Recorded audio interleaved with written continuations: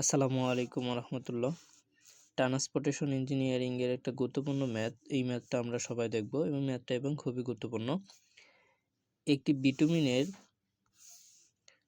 রাস্তার বাঁকে সর্বনিম্ন কত ডিগ্রি কার্ভ বা বাঁক প্রদান করলে ঘন্টায় 50 কিলোমিটার বেগের কোনো গাড়ি সুপার এলিভেশন ব্যতি রেখে নিরাপদে বাঁক অতিক্রম করতে পারবে? ঘর্ষণ সহগ দেওয়া আছে। সুপার এলিভেশন কি ভাইয়া?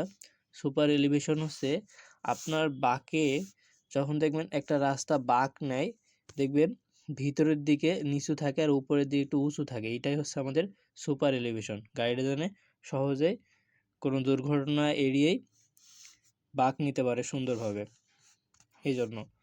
তাহলে আমরা এখন দেখব এখান থেকে এই ম্যাথটা ইম্পর্টেন্ট, যে একটি বিটুমিনের রাস্তার বাঁকে সর্বনিম্ন কত ডিগ্রি কার্ভ প্রদান করলে ঘন্টায় 50 কিলোমিটার বেগের কোনো গাড়ি সুপার এলিভেশন ব্যতি রেখে নিরাপদে বাঁক অতিক্রম করতে পারবে? ঘর্ষণ সহগ দেওয়া আছে।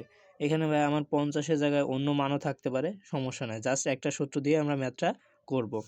তো দেখেন সমাধান আমাদের কি দেওয়া আছে, সুপার এলিভেশনের ঘর্ষণ সহগ দেওয়া আছে। এখানে দেখেন ঘর্ষণ সহগ কি দেওয়া আছে, F সমান 0.15 এবং এখানে বেগ দেওয়া আছে কত আমাদের 50 কিলোমিটার পার আওয়ার। তাহলে 50 কিলোমিটার পার আওয়ার।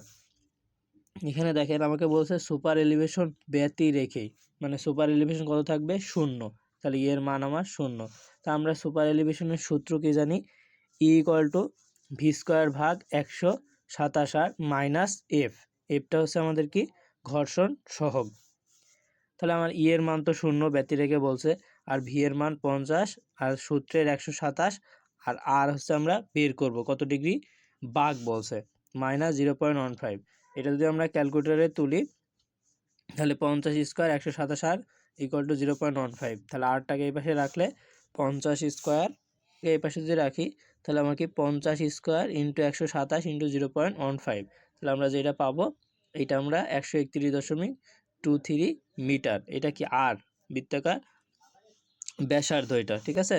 তাহলে আর যদি আমরা পাই তাহলে আমরা বাঁকের ডিগ্রি সমান সূত্র কি জানি, D = 1719 ভাগ, D = আমরা কি জানি 1719 ভাগ আর। তাহলে আর এর মান আমরা কত পাইছি, 131.23, সেটা আমরা বসাই দেই, তাহলে আমাদের ম্যাথটা হয়ে যাবে।